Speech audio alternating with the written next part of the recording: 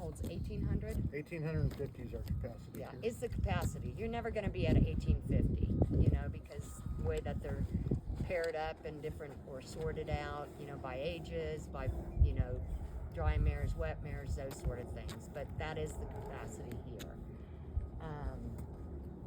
So a lot of times here you'll see after a large gather, there's massive amount of horses, and within, you know, anywhere from 30 days on up to 120 days, typically they'll move back out, go to adoption facilities. Older horses will go to long-term pastures. We've got 40 pastures that are contracted mainly in the Midwest. And those horses basically are living in a free roaming style. They're out on land. We do incredible environmental assessments on those areas. We test the grasses, the sources of feed in those areas, ensure that they've got open water, kind of like springs and everything out in the wild. And basically once they go there, I always like calling it, it's their retirement home. It's like living out in the wild, except the difference between Nevada and there is the grass is up to their necks. Here they're more on shrubs and you know, the natural grasses throughout our area. So it's kind of like the high end once they get there. There's also 4 pastures in the Midwest that are considered public pastures. They also, where you can go in, you can actually adopt from there. They'll do tours on a regular basis. They're basically open to the public. So that's 44 pastures, which basically once they go to pastures, that's really where they stay for the rest of their life. They're not really at an adoptable age, you know, or different segments to it. So this is a facility that they don't stay for a long time unless they're pregnant mares or gonna be giving birth, and at that point they will stay here until those mares and foals are separated, you know, weaned. So, and then finally there's also 15 maintenance facilities throughout the United States. When we talk maintenance facilities, those are mainly the facilities that hold adoptions. Steve Mantle in Wyoming, if anybody's from Wyoming, he does a lot of adoptions. He holds about 160 horses. And typically we try to keep them at an adoptable age. If they get older than that, haven't been adopted, they'll be removed as well. So again, this facility, and I'm gonna let Jug do a little bit more talking about it, is exactly that. They come in, they're getting acclimated, they're here to start the process of being put into the adoption pipeline. So what have I missed? Nothing, I'll just introduce myself. My name's Jeb Beck. I'm the current facility manager at Palomino Valley. I've been here for 22 years. I started as a wrangler at this facility after some other jobs in different government agencies and for the BLM, but I've been here 22 years for the BLM. Started as a wrangler, assistant manager, and now the manager here.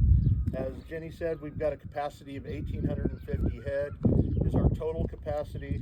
We consider working capacity anywhere from 150 to 200 below that, so we have enough pens to move animals into depending on needs. A brief overview of the process is everything comes in from the gather. It is generally sorted very well by sex. Occasionally I'll find something that was missexed at a gather, but very rarely. So it comes in sorted by sex, and age on the younger age animals are pulled separate from adults for the shipping purposes. At this facility, we'll put those mares back with any younger animals as soon as they get off the truck, make sure everything pairs up. We start prepping horses and working horses to ready them for the adoption program here. We start with our pairs to make sure that all the mares and foals have paired up. Remove any of those animals that don't have babies on them so they don't compete with the mares to get to the babies with the extra feed that those mares need to be able to nurse. The process of the branding, the vaccinations, the hoof care, that type stuff, any vet work that needs to be done is done during that preparation period. And then we move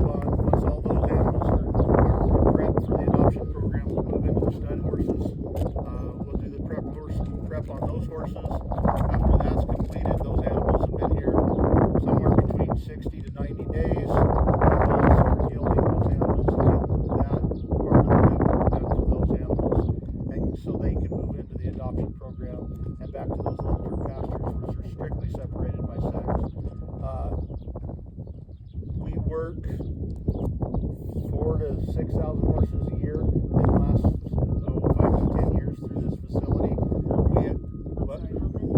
4 to 6,000. We will roll horses over in that 90 to 120 day time frame, depending on the size of the gather. It allows us to do that. Our first ones out would be our dry mares or our babies that are weaned, and then the geldings, after they've healed from that gelding surgery, then they would make trucks to go to adoptions or to long-term pastures. And in that meantime, there might be some overlap where I'm getting new horses in. We'll keep them separate on separate ends of the facility, trying to mitigate any biohazard coming from the different groups and whatnot. Currently at this facility, I pulled the report day before yesterday.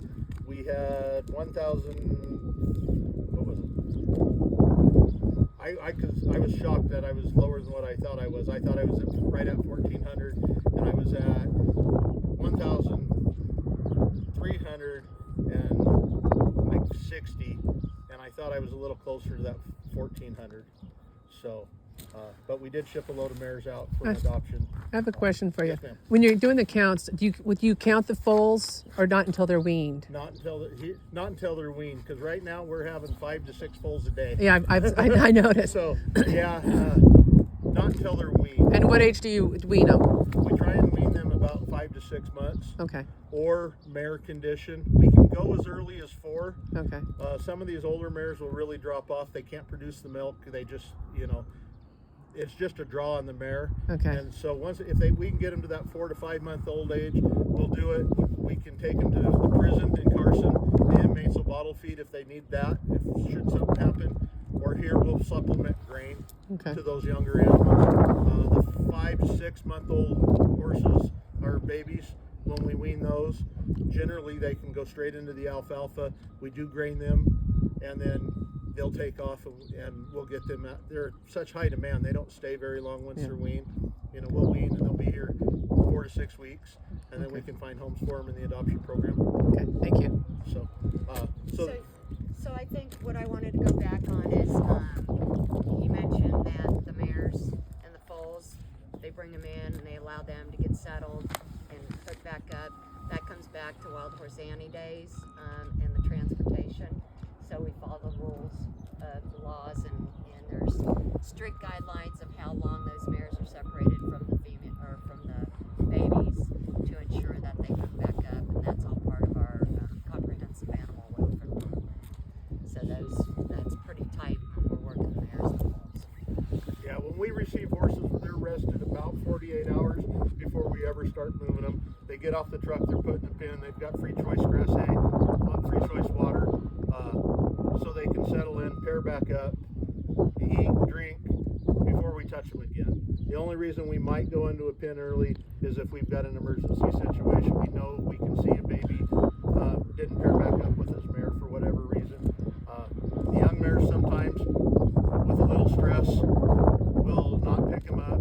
They'll fight over them, and we see it quite a bit here. Two younger mares that are both bred, one will have a baby and both will try and claim it. Occasionally we have to go in and get that mare that hasn't had her baby yet, put her in a pen so she leaves everybody else alone, because they steal pretty well, some of them. Lots of aunts and uncles. All the horses here currently are from the Clan Alpine gather that happened in, I believe, October and November of last year. So by the time we got everything prepped for adoption and stuff, our mares were starting to get really, really heavy late in their gestation, so we didn't want to ship them. That's why you'll see so many here right now. These horses won't be moved or anything until the pairs probably till mid-July, and if we do move them, they'll go to one of our closer facilities until that weaning age, so we can get a gather in if we're going to be on the gather schedule in August or September. So Clan Alpines, we're here currently at this facility with almost 1,400 head of horses. We're feeding over 14 ton of hay per day. So math works out to be 1 ton per 100 head per day. We feed slightly over that to account for any bad spots in bales, any weed plugs that came through in a baler, whatnot, to ensure that they've got enough hay that they can get good proper nutrition from the hay they got. What kind of hay? We start them on orchard grass, which is as close as we can get to what they would normally forage out in the wild, and then transition them to the alfalfa. And We it's use a second cut. cutting alfalfa. We've got protein standards and stuff to try and keep it as low as protein and stuff as we can, but it's still higher than the grass hay. It's more available. It allows these horses to pick back up in body condition a lot faster than trying to strictly feed them alfalfa or the orchard grass hay. I don't know that I can source enough orchard grass to feed everybody orchard grass all day. You know, it's just not grown domestically, unfortunately. Go ahead, sir. We're part of the federal government, so it's federally appropriated funds for feeding. Yes, sir. Yes, ma'am. Which horses never get put up for adoption? That goes straight to the pasture. Long term, Yeah. generally it's anything that's 10. Oh, okay. So you just age them. We age them. Our vet ages them as part of the branding process. Horses are kind of like people. They got baby teeth and adult teeth. They come in at set times. Baby teeth. 2 days, 6 days, 6 weeks, 6 months. The baby teeth start breaking the surface of the gums. Then they grow. They start losing teeth at 2 years, 4 years, and 6 years. And they should be full mouth at the end of their 6th year. And then they start wear patterns. All the adult teeth come in. They all have deep cups.